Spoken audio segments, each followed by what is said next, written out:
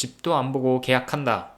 부동산 상승 열차가 출발할 것 같다고 생각해서 그 이유들에 대해서 한번 설명드려볼까 합니다.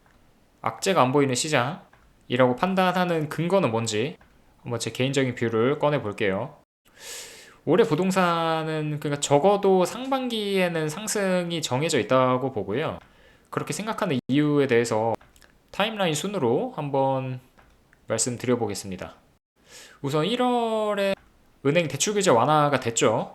현재도 이제 규제들이 산적돼 있는 상황인데 하나은행 같은 경우에는 뭐 조건부 전세 대출 이거 갭 투자 막는 그 대출이죠.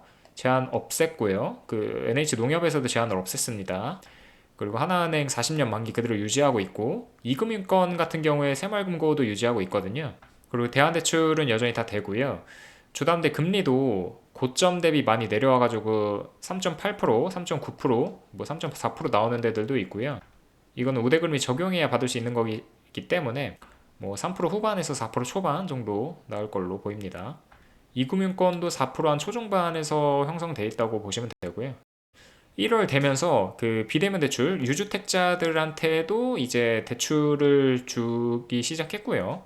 놀랍게도 사상 처음으로 1,800조 원 대출을 할 만큼 지금 은행에서 돈을 풀기 시작했습니다. 그러니까 받을 사람들은 조용히 다 받고 있다는 거예요. 작년까지만 해도 대출 규제 한다고 자금을 옥죄어 와서 부동산 시장에도 찬물을 끼얹는, 그러니까 상승하다가 하락하게 되는 그런 그림을 보여줬는데 보통 은행에서 대출 규제를 안 한다 하더라도 그 흐름이 이렇게 되거든요. 그 8월까지는 보통 이렇게 상승을 하다가, 그러니까 대출 규모가 이렇게 증가를 하다가 연말 되면서 실적을 채우니까 이렇게 하락하게 되는 그림을 그리는 게 통상적입니다. 작년에는 근데 대출 규제를 한다고 그 규모가 더 가팔랐을 뿐이고요. 그리고 연초 되면은 다시 올라갑니다. 그 연말에 저점을 찍다가 다시 이렇게 올라가기 시작하는데 이제 그 해, 새로운 해 KPI를 충족시키기 위해서 은행에서 공격적으로 막 대출을 막 해줘요. 그래서 지난달 1월부터 대출이 많이 이제 시행되게끔 된 거고요. 올해 7, 8월까지 적어도 상반기까지는 계속해서 이렇게 대출 규모가 늘어날 것으로 보입니다. 그렇다라고 하는 거는 매수자 입장에서 자금을 더 땡길 수 있다라는 거니까 부동산 시장에는 촉매제로서의 역할을 하게 되겠죠. 그리고 2월과 5월에 금통위에서 금리 인하가 예정되어 있습니다. 2월 달에 25일이죠. 다음 주 화요일인가요? 인하하는 게 국룰로 되어 있고 5월에도 내려서 2번 연속 내리는 거 아니냐라는 것이 시장 컨센입니다. 전문가들도 5월에 이제 내려서 연말에는 한 2% 수준에서 금리가 형성될 거다라고 보고 있고요. 대출 규제 완화와 이제 금리가 인하된다라는 거는 시장의 상승을 부추기는 요소들이죠. 그래서 개인의 자금 측면에서는 이런 것들이 있고요. 또 얼마 전 2월에 토어제 해제를 했어요. 잠삼대청. 물론 그 주요 그 재건축 단지들은 다 묶어놨지만 그 외의 단지들 다 풀면서 지금 토어제 해제된 단지들이 호가가 엄청 뛰고 있거든요. 1, 2억 뛰고 있고 올림픽파크 포레온도 1억이 뛰었다고 하고 엘리트 신고가 막 나오고 있죠. 호갱노노에서도 보면은 잠실 엘리트 관심 순위 상단에 계속해서 위치해 있고 토어제 해제 단지들이 10위권 내에 자주 출몰하고 있거든요. 그만큼 사람들의 관심 속에 있다라는 거는 매수 후보군에 둔다라는 거니까 잠재적 매수자들이 증가하고 있다라는 거를 나타내고요. 지금 리센츠에서 31억의 계약이 됐다라고 얘기가 나오고 있고 그 잠실주공에서도 31억 그 76제곱 3달 만에 4억이 오른 거예요. 이런 얘기들도 지금 나오고 있고요. 그러니까 토어제 해제로 인해서 해제된 단지랑 여기는 해제가 안 됐죠. 잠실주공은 해제가 안 된 곳까지도 확산이 되고 있습니다. 뿐만 아니라 원래부터 이제 토호제 지역이 아니었던 반포도 이제 이때다 싶어서 더 상승하고 있고요. 호가가 3억이 뛰었고 이거는 풍선 효과가 아니죠. 여기 원래 그런 지역이 아니었으니까 확산 효과가 오히려 이어지고 있습니다. 잠삼대청 주변으로 이렇게 상승 분위기가 다 이렇게 전달이 되고 있는 거예요. 이쪽 강동으로 가고 동작으로 가고 반포로 가고 이제 이런 것들이 조금 더 지속이 되면은 그 위에 강북 지역까지 온기가 전해지겠죠.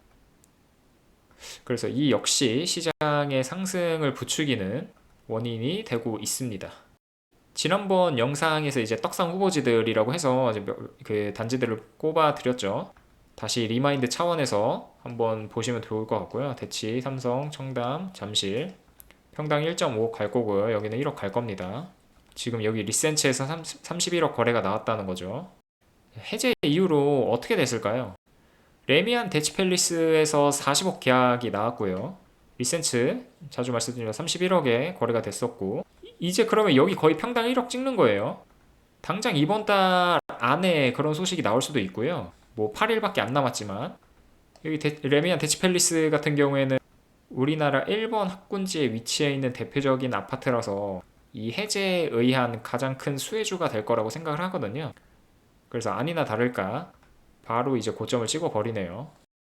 그래서 들리는 썰로는 헬리오시티가 지금 84 전부 다 84 기준이고요. 25억에 체결됐다고 하고 삼성 힐스테이트, 롯데캐슬, 뭐 레미안 대치팰리스, 호가로만 이제 2억에서 5억이 올랐다고 합니다.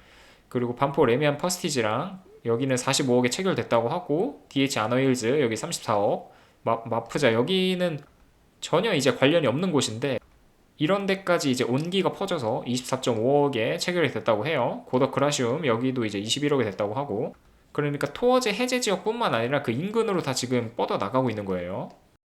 그리고 다음 달 3월에는 탄핵 심판 종결이 지금 25일날, 그러니까 이번 달 25일에 종결이 되고 다음 달에 3월 중순에 이제 선고한다라고 하는데, 이렇게 되면 뭐 탄핵이 인용되든 안 되든 전국 안정화 차원에서, 그러니까 정치적 불확실성이 해소된다라는 차원에서 시장 안정화에 기여할 걸로 보입니다. 되든 안 되든이에요. 왜냐하면 정치적 불확실성 때문에 이게 어떻게 될지 모르니 사람들이 이제 심리적으로 불안한 상태에 있어서 매수에 나서지 않고 있거든요. 근데 이런 불확실성이 해소가 되면 다시 시장에 뛰어들 거라고 생각합니다.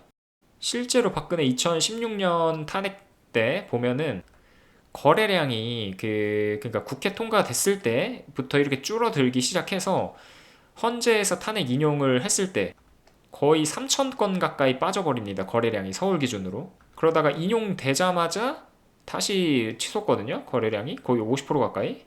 그러니까 이번에도 그런 비슷한 흐름을 보일 걸로 예상이 되고요. 그러니까 이번에 인용되자마자 거래량이 다시 이렇게 치솟을 걸로 예상이 됩니다. 그리고 가격도 그때가 저점이라고 생각하고요. 그때 이후로 반등이 올 걸로 예상이 됩니다. 물론 지금부터 이제 신호가 계속 오고 있는데 토어제 때문에 박근혜 직무정지 되자마자 서울의 아파트 가격이 급격한 반등을 시작했거든요. 이때예요, 이때. 이때 바로 이렇게 올라가죠. 쭉.